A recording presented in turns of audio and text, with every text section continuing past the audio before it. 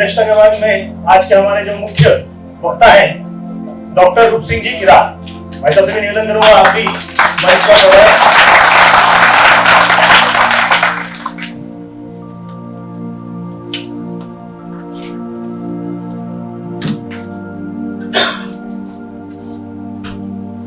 सबसे पहले मैं आप सभी के बीच में हमारे आज के दोनों ही अतिथियों का परिचय करना चाहूंगा।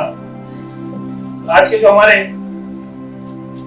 मुख्य वक्ता हैं डॉक्टर श्री रूप सिंह जी करा, भाई साहब वरिष्ठ अधिवक्ता हैं। भाई साहब ने लॉ में पीएचडी की है, 6 वर्ष विधि प्राध्यापक भी रहे हैं। जम्मू कश्मीर अध्ययन केंद्र के लीगल प्रमुख मध्य भारत प्रांत के वैसा दायित्व का निर्वहन कर रहे हैं। आज की जो हमारे कार्यक्रम की अध्यक्षता कर रहे हैं नीरव जी प्रधान, भाई साहब स्वयं भी वरिष्ठ अधिवक्ता है। राष्ट्रीय स्वयंसेवक की जो हमारा वटवृक्ष है इसकी एक शाखा संस्कार भारती के जिला महामंत्री। आज के हमारे अतिथियों के स्वागत के लिए मेरे साथी पवन सिंह जी से मैं निवेदन करूंगा कि आप पधारें और भाई और हमारे आज के जो कार्यक्रम की अध्यक्षता करें श्री नीरव जी प्रधान को पुस्तक और बेच लगाकर उनका स्वागत करें।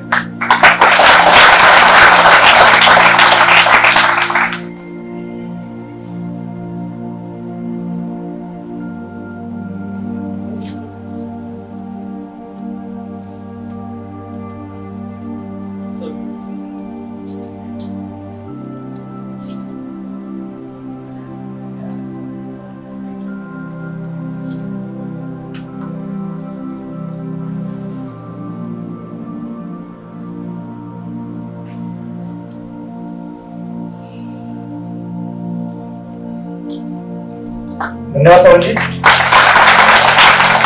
में हमारे अध्यक्ष महोदय से भी निवेदन करूंगा कि जो हमारे मुख्य वक्ता हैं डॉक्टर रूप सिंह जी का भी आप बेच और पुस्तक देकर स्वागत करें।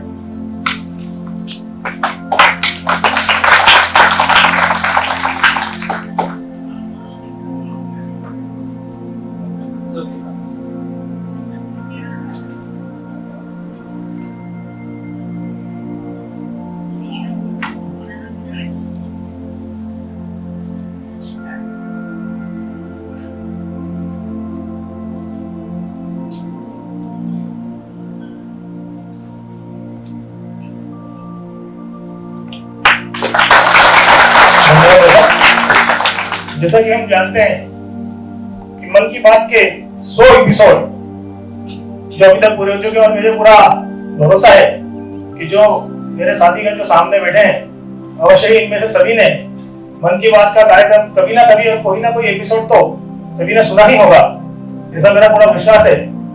पर इससे पहले हम भाई साहब को तुरंत चालू करें, 5 मिनट के लिए हम वीडियो क्लिपिंग अगर हम दिखा सके अभी तो धन्यवाद।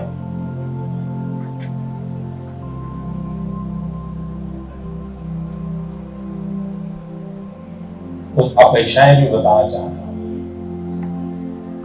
आपको शायद इस बात का तो पता चल गया होगा कि अगले वर्ष 2017 में भारत फीफा अंडर 17 विश्व कप की मेजबानी करने जा रहा है। विश्व की 24 टीमें भारत में खेलने के लिए आ रही है। 1951, 1962 एशियन गेम्स में भारत ने गोल्ड मेडल जीता था और 1956 ओलंपिक गेम्स में भारत 4थे स्थान पर रहा था। लेकिन दुर्भाग्य से पिछले कुछ दशकों में हम निचली पायरी पर ही चलते गए, पीछे ही हटते गए, गिरते ही गए। आज तो फीफा में हमारा रैंकिंग इतना नीचे है कि मेरी बोलने की हिम्मत भी नहीं हो रही है। थोड़ी तकनीकी समस्या के कारण हम वीडियो क्लिपिंग को हुआ तो बाद में देखेंगे और अवश्य अगर आप से सभी साथियों से निवेदन भी करूंगा कि जो हमारे वक्ता है इनके पश्चात अगर आप कोई अपने प्रश्न भी पूछना चाहें तो आप अवश्य ही भाई साहब से अपने प्रश्नों का भी उत्तर प्राप्त कर सकते हैं। इसके बाद में हमारे जो आज के मुख्य वक्ता है भाई साहब श्री डॉक्टर रूप सिंह जी किरा जी से भी निवेदन करूंगा कि आप आए और अपना उद्बोधन दें।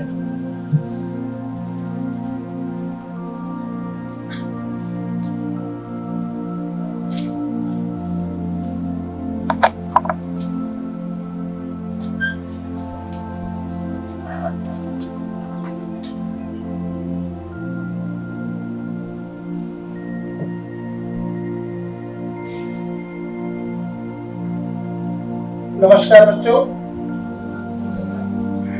रात ज्यादा हो गई, आवाज कम आ रही है। नींद से तो नहीं आ रहा है? कोई बात नहीं। अगर नींद आ भी नहीं है ना तो मन की बात को जरा ध्यान से सुनेंगे तो नींद भी तो गायब हो जाएगी। आज का दिन विशेष क्यों है, बताएगा कोई? मन की बात का ये कार्यक्रम चल रहा है इसलिए विशेष है कि आज और भी कुछ विशेष है। 7 बजे करीब खाना खा लिया था। Chandrayaan 3 very good. देखिए जीवन में कुछ दिन ऐसे होते हैं, कुछ समय ऐसा होता है, कुछ पल ऐसे गुजरते हैं जो इतिहास बन जाते हैं।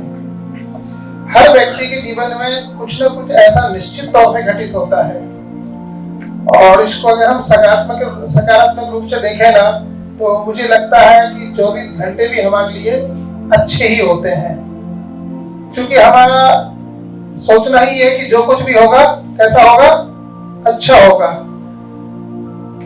मैं आज का जो 17वां एपिसोड है ना, मोदी जी ने इसमें विशेष तौर पर बच्चों के लिए, वो बच्चे जो परीक्षा देते हैं, निश्चित तौर पे स्टूडेंट होते हैं, परीक्षा तो वही देंगे, इसके बावजूद भी परीक्षाएं देते हैं, प्रतियोगी परीक्षाएं देते हैं, लेकिन हमारे जो स्कूल कॉलेजिंग के जो एग्जाम्स होते हैं वो थोड़ा हल्का सा कठिन होते हैं। कठिन इसलिए होते हैं कि ऐसा लगता है कि कुछ गड़बड़ नहीं हो जाए, और गड़बड़ होने की संभावनाएं कब होती है? जब हमारी तैयारी निश्चित तौर पे सही नहीं होती है, बाकी तो गड़बड़ नहीं होता है। चंद्रयान के पहले आपको याद होगा, इसके पहले भी प्रयास हुआ था लेकिन हम सक्सेस नहीं हुए थे। सक्सेस नहीं हुए थे इसका मतलब ये नहीं था कि हमने अपनी प्रयास को छोड़ दिया था। हम निरंतर उस प्रयास में बने रहे, लगे रहे और आज हम सफल हो गए। इसलिए जीवन का कोई भी उद्देश्य हो, कोई भी मुकाम हो, हमको ये मानकर नहीं चलना है कि अगर आज हम सक्सेस नहीं हुए हैं तो आगे चल के सक्सेस नहीं होगी। ये तो चलता रहता है। पास होते हैं, कम परसेंटेज से पास होते हैं, ज्यादा परसेंटेज से पास होते हैं। आपको कभी ऐसा लगता है कि जो बहुत ज्यादा परसेंटेज से पास होता है वो जीवन में आगे चल के सफल हो जाता है, और जो कम परसेंटेज से होता है वो जीवन में सफल नहीं होता है? सफलता का कोई पढ़ाई का पैमाना नहीं होता है। शिक्षा तो एक ऐसा माध्यम है कि हम शिक्षा क्यों लेते हैं, शिक्षा प्राप्त क्यों करते हैं? आपने अगर देश दुनिया में देखा होगा, ऐसे महान लोग हैं, महान पुरुष हैं जिन्होंने कोई ऐसा नहीं है कि पीएचडी है, लॉ है या तमाम सारी चीजें की हुई है। ज्यादा से ज्यादा कुछ लोग तो ऐसे जो आजकल हमारे जिनको अपना हीरो मानते हैं, फिल्मी दुनिया में मानते हैं या क्रिकेटर में मानते हैं, ये क्या होते हैं? ले दे करके 10th या 12th होते हैं और वो भी स्पोर्ट कोटे से चलता रहता है, लेकिन वो सफल व्यक्ति होते हैं। तो सफल होने का पैमाना शिक्षा ही नहीं होती है। मोदी जी ने बड़े अच्छे शब्दों में कहा है, आप देखेंगे 17वां एपिसोड है, उन्होंने कहा है कि जब परीक्षा का समय आता है और उस समय हम लोग कुछ विचलित हो जाते हैं। विचलित होने का कारण क्या होता है? भगवान के पास जाने लगते हैं, पता नहीं क्या क्या एक्सरसाइज करने लगते हैं, 365 दिन अगर 3 ही लगाते, परीक्षा के दिन पूरा का पूरा बंडल लगा देते हैं, हे भगवान देखना क्या करना, समझ में नहीं आ रहा है। ठीक है ना? ऐसा हर किसी के साथ होता है, हमारे साथ भी हुआ है, आपके साथ भी हुआ है, जो इस दौर से गुजरता है उसके साथ होता है। लेकिन हमको इसमें बेहतर क्या करना चाहिए ताकि हमको बाद में एकदम से परेशानी खड़ी ना हो। परेशानी खड़ी होने का मतलब होता है कि हमारा जो मैनेजमेंट होता है, हमारा जो टाइम शेड्यूल होता है, हमारा पढ़ाई का जो पूरा नेचर होता है, क्या उसको हम प्रॉपर तरीके से चार्ट बना करके टाइमिंग उसको हम करते हैं, पढ़ते हैं। सुबह स्कूल जाते हैं, मान के चलिए हम 8 बजे स्कूल जाते हैं, 4 घंटे 5 घंटे हम स्कूल में रहते हैं, इसके बाद आते हैं स्पोर्ट्स से जुड़ जाते हैं, फिर हमारा पढ़ाई का पीरियड होता है, हमारा एक सिलेबस होता है, उस सिलेबस के अकॉर्डिंग हम पढ़ाई करते हैं। मैं 6 साल टीचर रहा,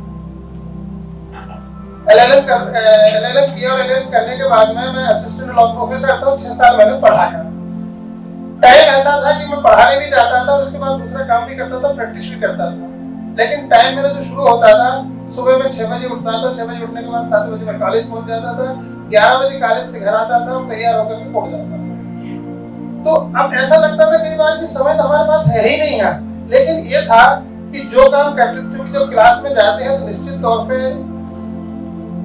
टीचर की तैयारी बहुत ज्यादा होनी चाहिए। अगर नहीं होती है तो मुश्किल खड़ी होती है, क्योंकि बच्चे हैं, आप तो बच्चे हैं जो, लेकिन एलएलबी के बच्चे होते हैं वो तो जानबूझ करके टीचर को परेशान करते हैं। या पता चला कि हमारे पहुंचने के पहले हमने कहा जो ठीक नहीं पढ़ाया था, उस पर बोर्ड पे देखा तो कोई चित्र बना पड़ा हुआ है, टीचर लिखा हुआ है। इस तरह की चीजें होती रहती हैं। ऐसा आप लोग करते हैं क्या? नहीं करते तो कोशिश करिए ताकि टीचर आपको ठीक से पढ़ा रहे। और अगर तैयारी से वो आए और आप नहीं आए तो जस्ट अपोजिट भी हो सकता है। बच्चों की पढ़ाई और पढ़ाई से बच्चों का संबंध और बच्चों का मानसिक लेवल, मानसिक तनाव, और मैं आपको सरल भाषा में बता रहा हूं कि ऐसा क्यों होता है। हमारे देश के प्रधानमंत्री ने अगर इस टॉपिक को छेड़ा है तो इसके पीछे कोई ना कोई कारण रहा होगा।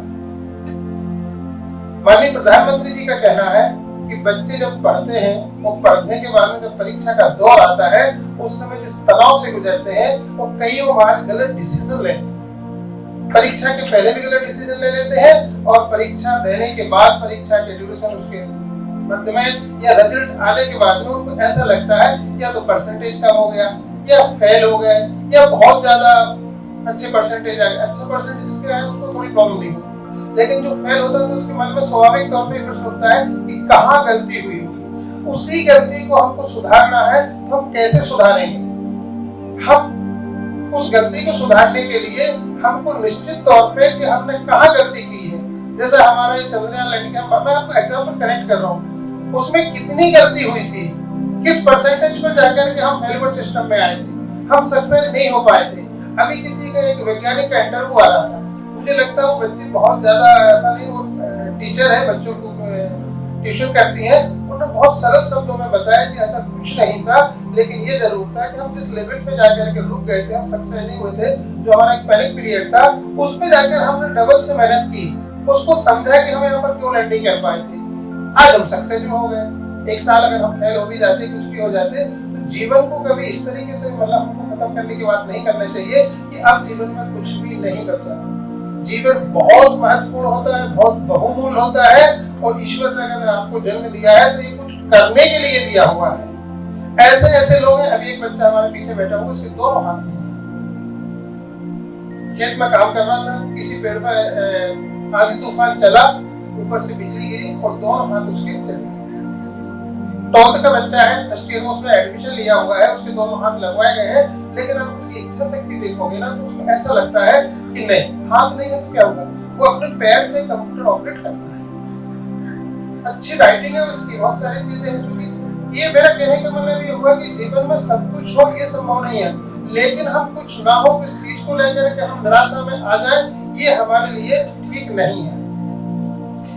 मोदी जी कहते हैं कि परीक्षा का तौर तरीका बदलने से चिंता मुक्त हो सकते हैं। तौर तरीके का मतलब वही हम बात कर रहे हैं कि सामान्य तौर पे हमारा जो भी सिस्टम होता है, पढ़ाई लिखाई का कितना टाइम में कैसे करना है, किस सब्जेक्ट को सॉल्व करना, किसमें हम बहुत अच्छे हैं, किसमें हम कमजोर हैं, कमजोर सब्जेक्ट है तो हम उसको कैसे सुधार सकते हैं, ये हमारा उद्देश्य होना चाहिए।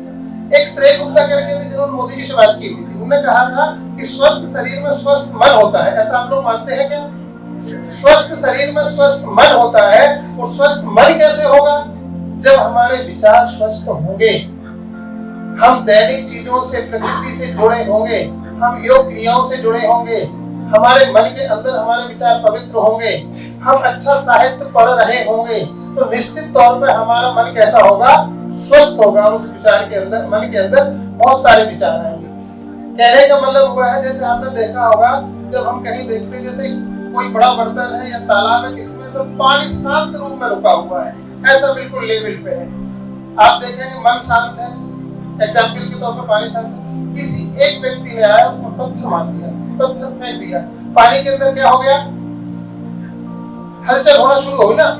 जब हलचल होना शुरू हुई तो क्या आपको उसके नीचे के अंदर का, नीचे जो है या कहीं कोई चीज है, क्या वो आप आसानी से देख सकते हैं? नहीं देख सकते। तो शांत मन बनाने के लिए उसके हमारे लिए क्या करना पड़ेगा? जो हमारी दैनिक क्रियाएं होती हैं, मन कैसे शांत होता है, विचार कैसे हमारे मन अच्छे आते हैं मन के अंदर में, इन सारी चीजों से हमको गुजरना होगा। योग करना होगा। मोदी जी ने कहा बच्चों से, बेटा योग करना। तो बोले योग का मतलब मेरा ये नहीं है कि आप परीक्षा के टाइम पर दंड बैठक लगाने लगो, कहने से स्वस्थ मन होता है, या मोदी ऐप पे जाकर के आप कहोगे आपको परीक्षा देने की आवश्यकता नहीं है, पास हो जाएंगे। तो ऐसा नहीं, ये दैनिक चलने वाली क्रिया है, और जब हम इसको करते हैं तो एक बार में इनके बहुत अच्छे बेहतर परिणाम आते हैं। विश्वनाथ आनंद का आपने किसी ने नाम सुना है? कौन थे ये? सुना है कि नहीं? ऐसा चश्मा लगाते हुए स्मार्ट सिटी में एक अच्छी पर्सनालिटी है विश्वनाथ आनंद। सुना है? क्या है ये? Very good. आपने कभी उनकी बॉडी लैंग्वेज देखी जब कुछ ऐसे करते हैं? देखा आपने? ध्यान से कभी देखा? उनका ये कहना था कि जब हम कोई काम करते हैं तो उस काम में हमारा कंसंट्रेशन होना चाहिए, एकाग्रता होनी चाहिए, और एकाग्रता होने से क्या होता है? मन के अंदर विचार कैसे आते हैं? शांत मन के अंदर बेहतर विचार आते हैं, वो हमको सफलता तक ले जाते हैं। इतना बड़ा आदमी, विश्व का आदमी अगर इस बात को कह रहा है तो निश्चित तौर, देखिए बहुत सामान्य भाषा है, सामान्य शब्दों समझने का बहुत आसान तरीका है। अगर हम इस चीज को बहुत गहराई में जाकर के बताएं कि विश्वनाथ आनंद है, उनके पास तो बहुत सारी फैसिलिटी है और तमाम सारी चीजें, उन्हें क्या करना है, वो शांत तो होंगे ही, ऐसा नहीं है। व्यक्ति बड़ा हो छोटा हो, लेकिन उसके विचार एक जैसे हो भी सकते हैं और नहीं भी हो सकते हैं, लेकिन होना और ना होना ये तय करता है हमारी परिस्थितियों पर, हमारे विचारों पर, हमारे हाव भाव पर, और हम जहाँ रह रहे हैं कि वो हमारे सर्कमस्टेंस क्या है, हमारी सोसाइटी क्या है, ये चीजें हमारे जीवन को प्रभावित करती हैं। सचिन तेंदुलकर, आपको मालूम है सचिन तेंदुलकर कौन है? क्रिकेट खेलते हैं। कहां तक पढ़े हैं वो? 10वीं 10th ना? अब 10th पढ़ा होगा आदमी दुनिया का सबसे सफल व्यक्ति है। अगर हम 10th पढ़ जाए घर वाले क्या हमारी शादी नहीं करें, कोई हमारे मतलब बोले 10th पढ़ा हुआ आदमी है। सचिन तेंदुलकर आज विश्व में अगर ऐसा कौन व्यक्ति है, सोते हुए आदमी से बोलो यार वो सचिन तेंदुलकर मैं हाँ जानता हूँ यार, ठीक है ना? मेरा कहने का मतलब ये होगा, शिक्षा जो होती है ना, शिक्षा का मतलब ये नहीं कि हम बहुत उच्च वो तमाम सारी ऐसी शिक्षा में जाके चले जाए तो सफल ना हो, लेकिन सचिन तेंदुलकर 10वीं तक पढ़े, या बहुत सारे एग्जाम्पल हैं जिनको बता रहा हूँ, उनको इसलिए नाम बता रहा हूँ कि हम एक ध्येय बना लेते, उद्देश्य बना लेते कि यार हम कम पढ़ पाए या कम परसेंटेज से पास हो पाए, तो ऐसा ना हो कि हमको नौकरी ना मिले। देखिए शिक्षा का मतलब नौकरी नहीं होता है। जो व्यक्ति अगर इस उद्देश्य से काम करता है, शिक्षा लेता है कि शिक्षा प्राप्त करने का मतलब मुझे नौकरी करना है, मुझे लगता है ये विचार आपका व्यक्तिगत हो सकता है और खुद के हित के लिए हो सकता है, लेकिन समाज के हित के लिए तमाम सारे और बेहतर करने के लिए नहीं हो सकता है। जिसको जो बनना है वो व्यक्ति बनता है। अगर हम सचिन तेंदुलकर को 10वीं के आधार पर देख लेते हैं, आप 10वीं पास से डॉक्टर बन जाए, कहीं कुछ बन जाए, तो मुझे लगता है तो सफल नहीं हो पाता जो क्रिकेट में वो सफल हुए हैं। मोदी जी ने बहुत अच्छी बात कही है, यहाँ गंभीरता है, हंसते रहो, मुस्कुराते रहो, दोस्तों के साथ खेलते रहो, गुदगुदी करते रहो। मुझे लगता है कि दोस्त से ज्यादा अच्छा कोई आदमी नहीं होता जिससे हम अपने मन की बात कह देते हैं। कई बार तो हम अपनी ऐसी कहानी दोस्त को सुनाने लगते हैं, उसको नींद आने लगती है, और उसका एक अपना अलग कष्ट होता है। सब्जेक्ट की कहानी नहीं सुनाता है वो कि अपने सब्जेक्ट पे अपने आज तैयारी करना है, सबसे ज्यादा सुनाएगा तो गर्लफ्रेंड की सुनाएगा और कविता सुनाएगा। वो इतना तंग हो जाता है कि LIC के आदमी जैसे देख के यार ये यार वही वाली कहानी सुनाएगा, इसलिए इससे निकल लीजिए। कहने का मतलब कहने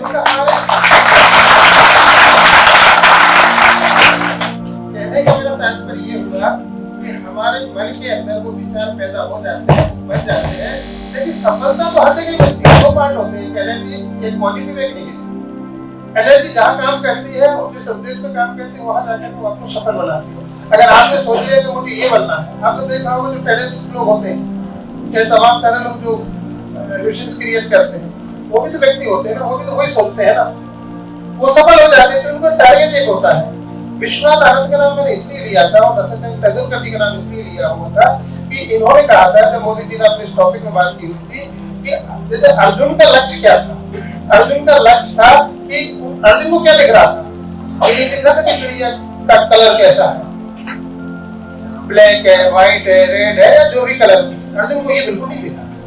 अर्जुन को देखा चिड़िया की तो जब चिड़िया की आंख दिखी, चिड़िया ऊपर बैठी है, नीचे एक सिस्टम है, नीचे उसको देखना है, ऊपर उसको जीतना। ऐसा नहीं लगता कि कोई जबरदस्त की स्टोरी है, लेकिन ये सत्य है। ये सत्य इसलिए है कि जब हम लक्ष्य को टारगेट करते हैं और लक्ष्य की ओर जाते हैं तो निश्चित तौर पर सफलता मिलती ही है, सफलता को मिलना ही है। आज अगर हम 105 वेबिनार हो गए हैं, इस वेबिनार में मोदी जी ने 3 अक्टूबर 2014 को जब ये शुरू किया था, उसके पीछे उनका जो भी लक्ष्य रहा होगा आज हम सब लोगों के सामने दिख रहा है। 100 घंटा, 100 वक्ता, 100 ऑडियंस चेंज हो गए। आप मुझे बताइए, आप कल्पना करिए 100 संकल्प। जब हमने किसी लोगों से कहा कि हम ऐसा करने जा रहे हैं तो वो एक बार हमारे चेहरे पर देखे कि पागल टाइप के आदमी क्या बात कर रहे हैं। 100 घंटे, और 100 घंटे में उसमें दिन भर ऐसा दिन में होगा, फिर रात में नहीं होगा। बोले कंटिन्यू चलेगा, रात में भी चलेगा। बोले कौन सुनने आएगा, कौन सुनाएगा? ऐसा लोगों के विचार हो सकते हैं, लेकिन जब हम तय कर लेते हैं, कोई भी व्यक्ति ऐसा तय कर लेता है तो निश्चित तौर पर सफलता मिलती ही है। किसी व्यक्ति ने मुझे एक ऐसा नाम बताइए जो शिक्षा जगत के महान विभूति रहे और जो हमारे देश के उपराष्ट्रपति और राष्ट्रपति रहे। कोई व्यक्ति ऐसा है जिनका नाम जानता है? इनको Bharat Ratna ji doctor Radhakrishnan. Very good.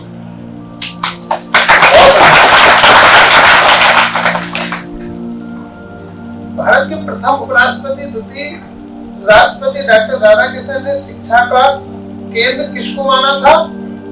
शिक्षा कहां पर है? शिक्षा का केंद्र उन्होंने विद्यार्थियों को माना था। शिक्षा विद्यार्थियों के अंदर उनका एक केंद्र है। ऐसा क्यों कहा था उन्होंने? उन्होंने इसलिए ऐसे कहा था, विद्यार्थियों में क्या क्या चीजें होना चाहिए। देखिए, हम बच्चे जैसे छोटे बच्चे होते हैं ना, हम कहते हैं जितना छोटा बच्चा होता है ना, उसके अंदर उतनी क्यूरियोसिटी होती है, उसको किसी चीज का पता नहीं होता है, उसका सिर्फ एक टारगेट होता है और कहते हैं वो ईश्वर से कनेक्ट होता है। बच्चा कई बार गिर जाता है, बहुत ऊंचाई से गिर जाता है, लेकिन हम कहते हैं बच्चे को कुछ ज्यादा लग गया होगा, ऐसा ना हो कहीं उसको कष्ट हुआ हो। लेकिन मुझे लगता है कि वास्तव में ईश्वर से कनेक्ट रहता है। ईश्वर से तो सभी कनेक्ट रहते हैं, लेकिन हमारे अंदर जैसे जैसे उम्र बढ़ती जाती है, जैसे हमारी मोबाइल होता है ना, वो कम जीबी का होता है, उसमें ढेर सारी चीजें हो जाती है, एरर आने लगता है। इतना सोचते हैं कि उसे समझ नहीं आता है। लेकिन उस बच्चे के अंदर इस तरह के भाव नहीं होते हैं। तो उन्होंने कहा कि विद्यार्थियों में नैतिक, बौद्धिक, आध्यात्मिक, सामाजिक, व्यवसायिक आदि मूल्यों का संचरण करने का प्रयास करना चाहिए, जिससे विद्यार्थी का मतलब होता है जो 18 साल तक का होता है, 20 साल तक का होता है, और वो अपनी शिक्षा 18-20 साल में पूर्ण करता है। उन्होंने कहा कि शिक्षण संस्थाओं का मुख्य उद्देश्य क्या होना चाहिए। जो हमारे स्कूल होते हैं, ढेर सारे स्कूल खुल गए हैं, इस स्कूल में जाओ, ये यही सवारी परेशानी खड़ी हो जाती है। पता चलिए यार हम डीपीएस में नहीं पढ़ रहे हैं, वो डीपीएस में पढ़ रहे हैं। निश्चित तौर पर इसका भी फर्क पड़ता है। हमारी भारत सरकार की जो यूपीएससी का जो पैटर्न है, अब तो हिंदी मीडियम उसको कर दिया है। इसके पहले हिंदी मीडियम नहीं होता, तो हिंदी मीडियम के बच्चे सक्सेस नहीं होते थे। क्योंकि आप सभी लोग हिंदी मीडियम के बच्चे हैं, इंग्लिश हिंदी दोनों के हैं? हिंदी मीडियम के, ना? तो होता क्या था, हम कहाँ पढ़े हैं? शासकीय प्राथमिक शाला, ठीक? जब 6th क्लास से ABCD शुरू हुआ, और जो KG 1 वाले पढ़े यहीं से उनका इंग्लिश शुरू हो जाता था। जब पेपर आता था ना, तो देखते थे, आधी बुद्धि तो वहीं खराब हो जाती थी, जो आता था वो भी भूल जाते थे। मतलब इस चीज को आप देखिए, गूगल करके देखिए, इस बार का जो यूपीएससी का रिजल्ट आया है, इसमें अधिक से अधिक बच्चे हिंदी मीडियम के सक्सेस हुए। कारण ऐसा नहीं कि उनको कुछ आता नहीं है, उनको सब कुछ आता है, लेकिन क्योंकि जो लैंग्वेज उनकी नहीं है, जिसको उन्होंने नहीं पढ़ा है, वो उसमें अपने प्रॉपर तरीके से अच्छा नहीं रिजल्ट दे पाते थे। कहने का हमारा मतलब है कि लैंग्वेज कोई भी हो, लेकिन उसमें अगर हमारी कमांड होती है तो निश्चित तौर पर सफलता मिलती है। शिक्षक दिवस कब मनाया जाता है? 5 आने वाला, ठीक है, मनाएंगे अपन।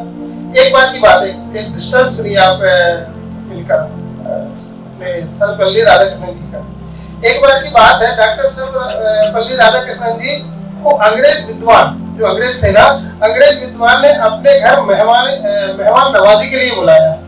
कहते हैं कि जब किसी को मेहमान नवाजी के लिए बुलाते हैं तो अतिथि देवो भव होता है, उसका स्वागत हमें कैसे करना पड़ता है, जैसे कि भगवान हमारे घर आ गए हैं।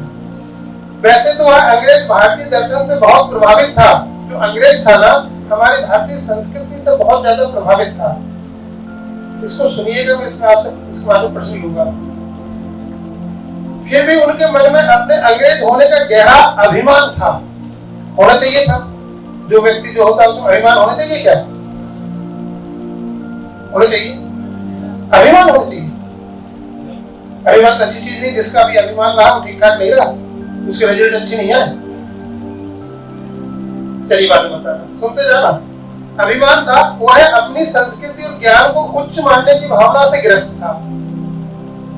तो मालूम था कि हम अंग्रेज हैं, हमारी जो संस्कृति है, हमारी जो रहन सहन है, हमारा वातावरण है, जो भी है वो सबसे ज्यादा कैसा है, सर्वोत्तम है। ऐसी गलतफहमी किसको थी? एक अंग्रेज को थी। अंग्रेजों के सौंदर्य को भी वह दुनिया में अव्वल मानता था। वो कहता था अंग्रेज से ज्यादा सुंदर तो कोई है ही नहीं, हम जैसे दिखते हैं, गोरे चट्टे हैं, लंबे हैं, तमाम सारी चीजें हैं, ये दुनिया में हमसे ज्यादा कोई अच्छा नहीं हो सकता है। हर आदमी को गलतफहमी होती है, उनको भी थी। जब राधा कृष्ण जी उनके घर पहुंचे तो स्वागत सत्कार के बाद उसने विनोद करते हुए, विनोद जानते क्या होते? विनोद अपना दोस्त नहीं, विनोद विनोद का मतलब क्या होता है? नहीं, हंसी मजाक। वेरी गुड, जिसने बोला बहुत अच्छा। विनोद करते हुए कहा, डॉक्टर राधा कृष्ण ने उन्होंने जब राधा कृष्ण उसके घर पहुंचे तो स्वागत सत्कार के बाद उसने विनोद करते हुए कहा, डॉक्टर राधा कृष्णन जी, भगवान की हम पर विशेष कृपा है। किसने कहा? अंग्रेज ने, कि भगवान की हमारे ऊपर विशेष कृपा है भी भाई। गोरे चट्टे दिख रहे हैं तो भगवान की कृपा तो होगी, कुछ ना कुछ तो अच्छा होगा। हमें इतना सुंदर रूप प्रदान किया है। उसने कहा कि हमको बहुत सुंदर बनाया हुआ है। आप लोगों मतलब यानी भारतीय लोगों पर भगवान की कृपा नहीं है। ठीक है भाई, ये नहीं है हमारे ऊपर कृपा। राधा कृष्ण ने बहुत ही शालीनता से इस विनोद का गहराई से उत्तर दिया। क्या उत्तर देते हैं? देते हुए कहा कि सृष्टि के समय, सृष्टि का जब निर्माण हो रहा था ना, सृष्टि के निर्माण के समय भगवान रसोई बना रहा था। रसोई समझ गया? रसोई बना रहा था। जो रोटियां कच्ची रह गई उनके समान अंग्रेज लोग थे। जो रोटियां कैसी रह गई? कच्ची रह गई, उनके समान अंग्रेज लोग थे। और जो रोटियां अधिक सिकने से जल गई उनके समान निग्रो थे। अब यह लड़ाई हो जाती है अगर निग्रो साथ पड़े, ठीक है ना। और जो रोटियां बराबर और ठीक तरह से सेकी गई उनके समान हम भारतीय हैं। क्या मतलब हुआ इसका? और सामान्य सी भाषा मैंने पढ़ दी और आपने सुन लिया, इसका कुछ अर्थ तो होगा ना। सामने वाले को बुरा ना लगे और प्यार से समझा दिया और वो मान भी गया, लेकिन वो इसलिए मान गया कि मेरे घर अतिथि आए। लेकिन इसका एक बहुत गहरा है, क्योंकि हमारी संस्कृति है, हमारा व्यवहार है। हमने सामने वाले को अगर हम चाहे तो वहां लड़ सकते थे कि ठीक है आपने हमको बुला करके हमारी इंसल्ट की है, हम आपके घर में आएंगे, आपने ऐसा किया है इसलिए हम आपसे बात नहीं करेंगे। ये हमारे राधा कृष्ण जी के व्यवहार कुशलता का एक परिचय था। मतलब कहने का हमारा शिक्षित व्यक्ति का एक तरीका होता है, सभ्य व्यक्ति का एक तरीका होता है, जो संस्कारवान व्यक्ति होता है उसका एक तरीका होता है। जब कोई व्यक्ति, दुष्ट व्यक्ति अगर किसी के साथ में ऐसा व्यवहार करता है तो हमको क्या करना चाहिए? लोग कहते हैं कि हम गांधी जी नहीं है। गांधी जी का मतलब ये नहीं होता है कि आपने इस गाल में मारा, हमने ये वाला गाल में कर दिया, ये नहीं है।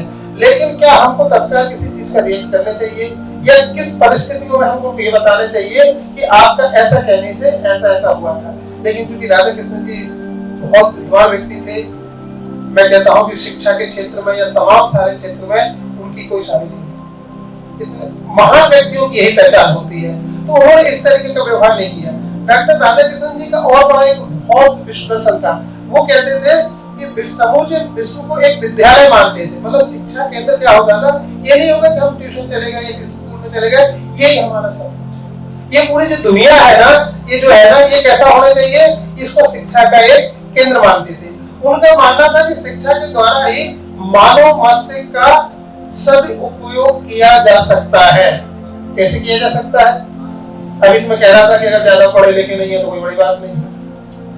हम कहते हैं कि बिना शिक्षा के हम किसी से अपने मानव मस्तिष्क का इसका उपयोग नहीं कर सकते हैं। इसका अंतर ऐसा है कि ऐसे आप कितने लोगों को मैं आपको बता सकता हूं जिनकी शिक्षा 0 है और विश्व में उन्होंने इतने बड़े काम किए हैं, ऐसे काम किए हुए हैं कि जो शिक्षित लोग हैं वो नहीं कर पाए।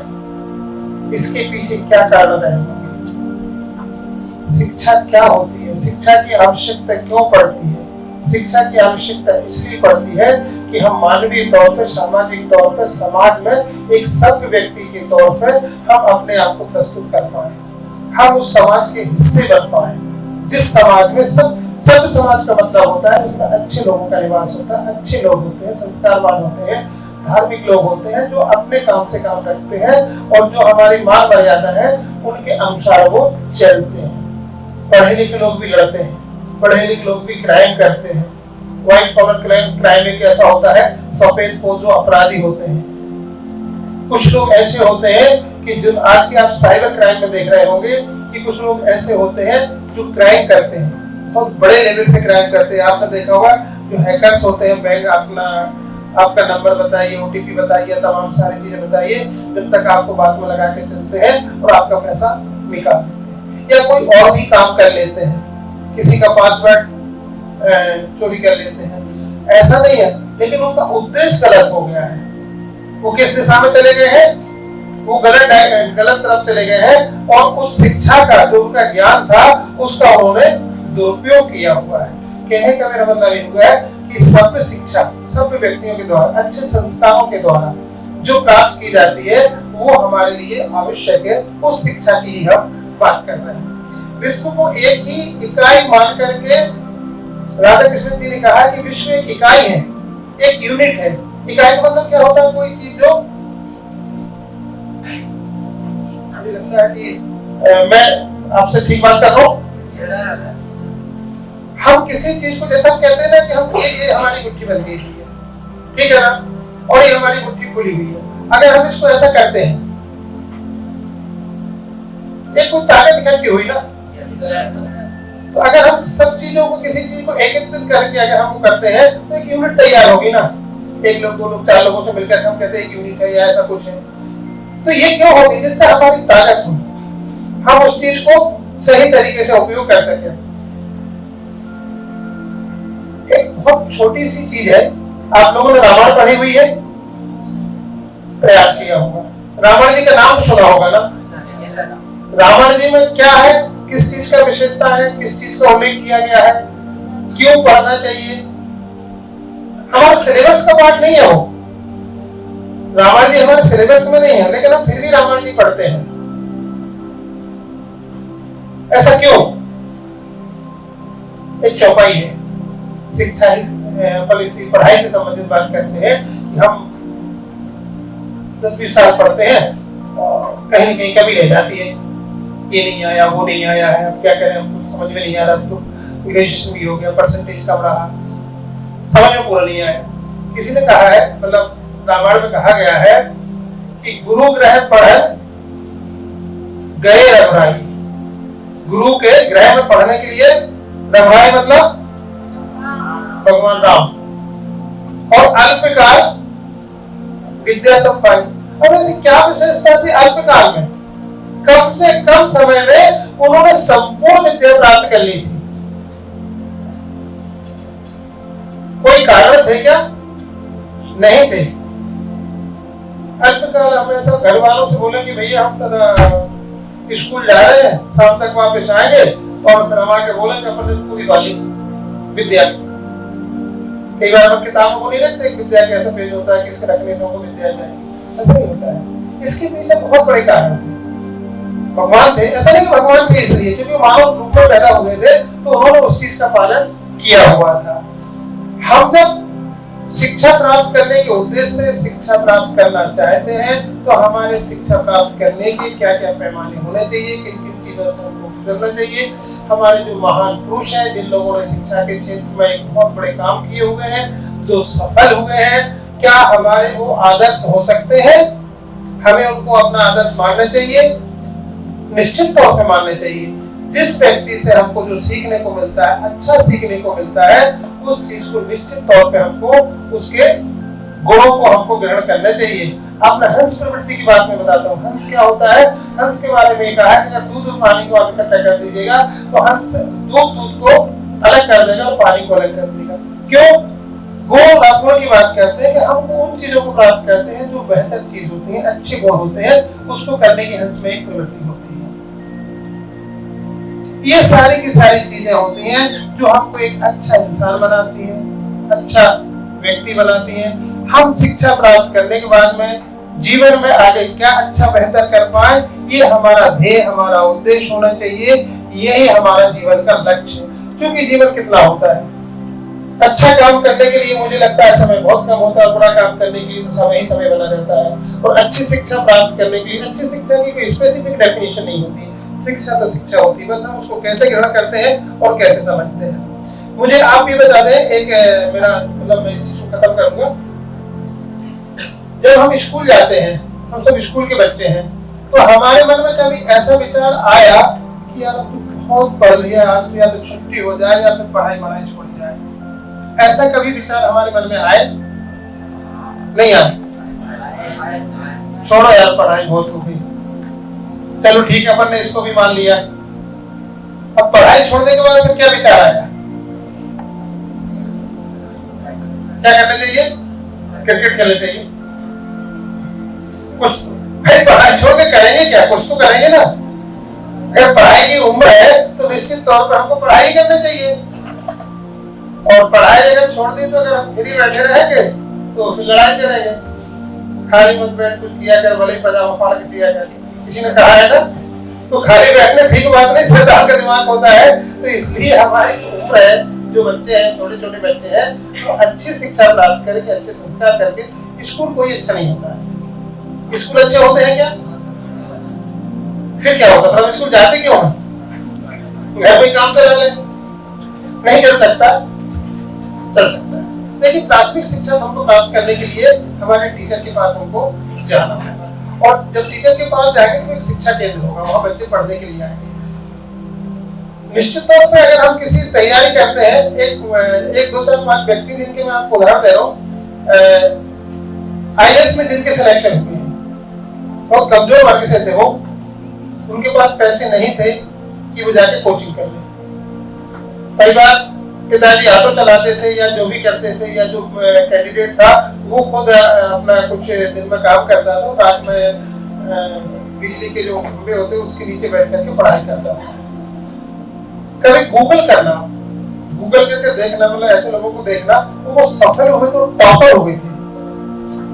और एक बात वो हिंदी मीडियम की थी, उन्होंने बताया था कि हम तो कभी जिंदगी भर कोचिंग नहीं जा सकते, हमारे पास इतना पैसा ही नहीं था, हम बहुत मुश्किल से तो पढ़े थे। इसके बाद में जब हमको लगा कि हमको IAS बनना है, तो IAS बनने के लिए परिस्थिति हमारे पास नहीं थी, लेकिन उनके पास क्या था?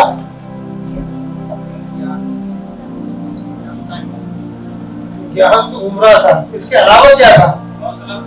हौसला था उनके अंदर। उनके अंदर ये था कि हमको ये काम करना ही है।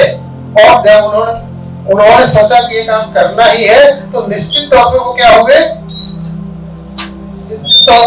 सफल हो गए।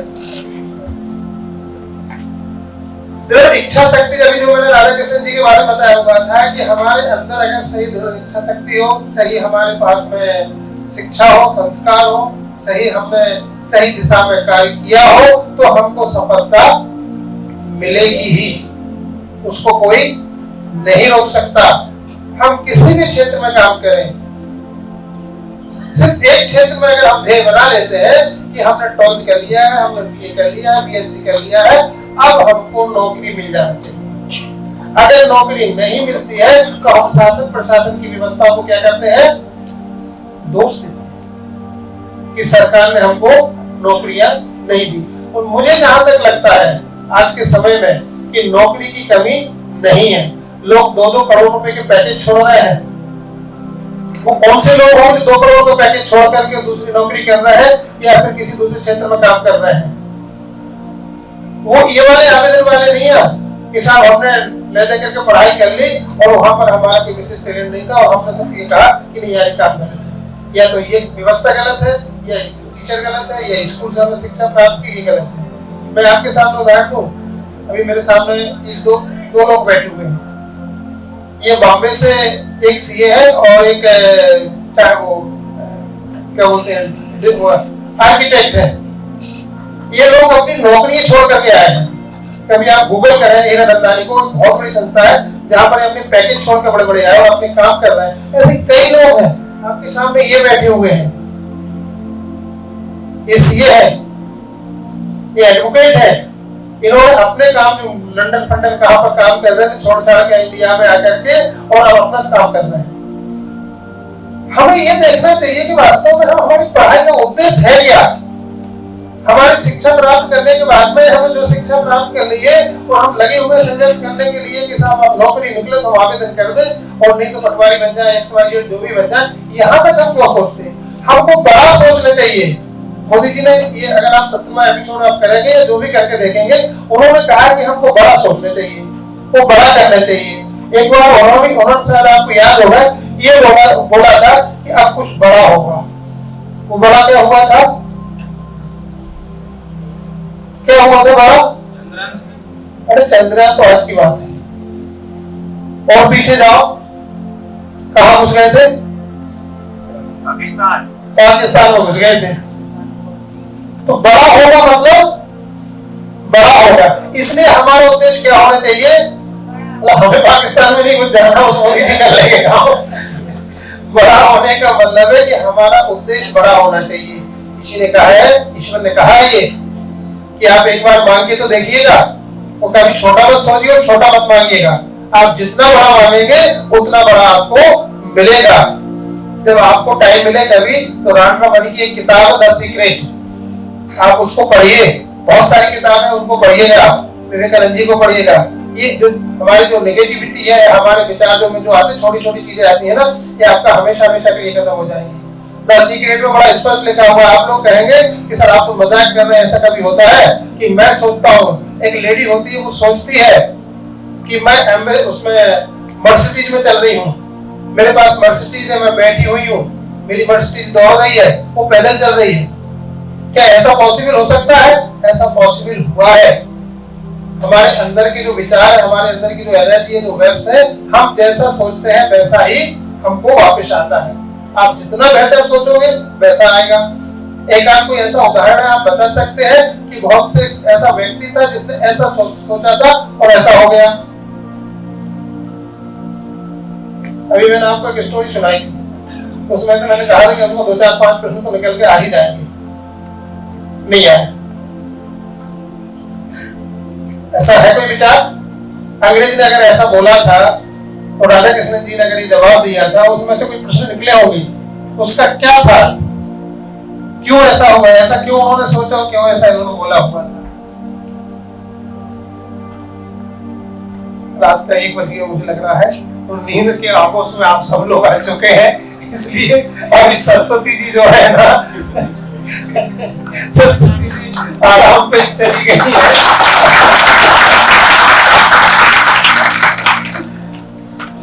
उसमें चंद्रयान पे पहुंचे हैं जी, तो ये बच्चों से मैं कहूंगा कि चौथे उसमें मंगल पे पहुंचेंगे। वेरी गुड, बहुत बढ़िया, तो कोई बात ऐसे ही हमको सोचना है। ऐसे ही सोचा है, इसलिए चंद्रयान जो आज है ना यहाँ इसलिए पहुंच गए। उससे आज काफी इंटरव्यू हुआ है, वैज्ञानिक लोगों के काफी इंटरव्यू हुआ है, और उन्होंने जब पिछली घटना को दोहराया है तो उन्होंने कहा था कि हम असफल नहीं हुए थे, असफल नहीं हुए थे। कुछ छोटी सी कोई गलती है, मतलब उसमें जो भी मिस्टेक नहीं होगी ना, उसने हमको ताकत दी ताकि आज हम यहाँ पर आ गए। नहीं तो हम सोचते कि होगी, इतना पैसा खर्च हो गया, दोबारा फिर कहाँ जाना है। तो आप बताइए कि दुनिया में आज तक ऐसा नहीं हुआ। इसलिए कहता हूँ कि मोदी जी कहते जो भी हो कुछ बड़ा ही होगा, तो अभी कुछ और बड़ा करने वाले हैं। वो क्या बड़ा करने वाले से विचार करिएगा। कहाँ जाने वाले? शाम पे जाने वाले हैं। शाम में नहीं जाएंगे, वो पड़ोस में जाएंगे। मन की बात जाके वो अगली बार पड़ोस में ही करेंगे। ठीक है बेटा, जो भी अगर किसी का कोई प्रश्न हो तो आप पूछ सकते हैं। वैसे नींद का समय है, मुझे लगता है किसी को आराम देते हैं।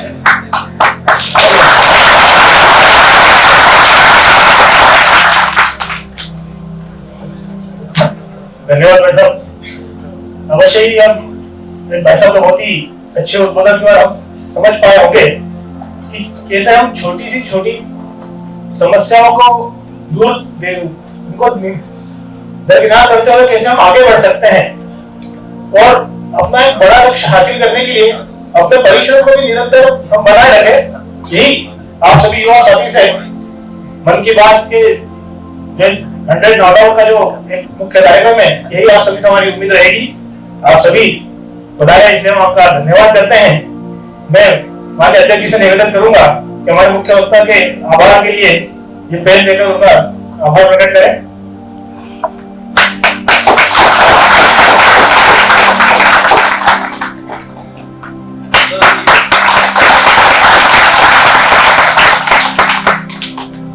धन्यवाद। इसके बाद में हम जैसा कि जानते हैं कि 100 घंटे 100 वक्ता और 100 संकल्प, जिसमें कि आज हमारा जो हम देख रहे हैं ये 17वां चैप्टर है और इसके 17वें संकल्प के लिए मैं माननीय वक्ता महोदय से निवेदन करूंगा कि आप आए और 17वें संकल्प का सभी को तो संकल्प दिलाएं।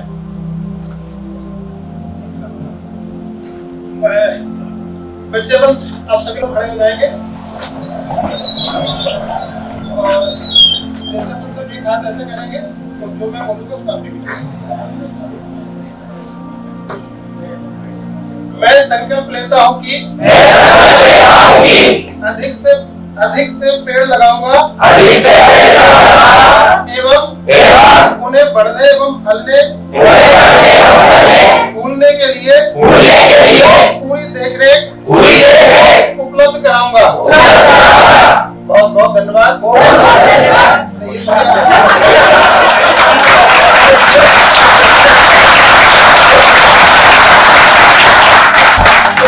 अब आप सभी लोग यहाँ साइड से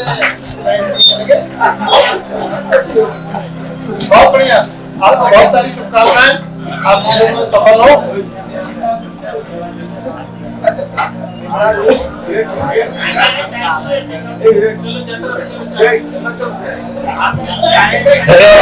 आपसे निवेदन है कि अपने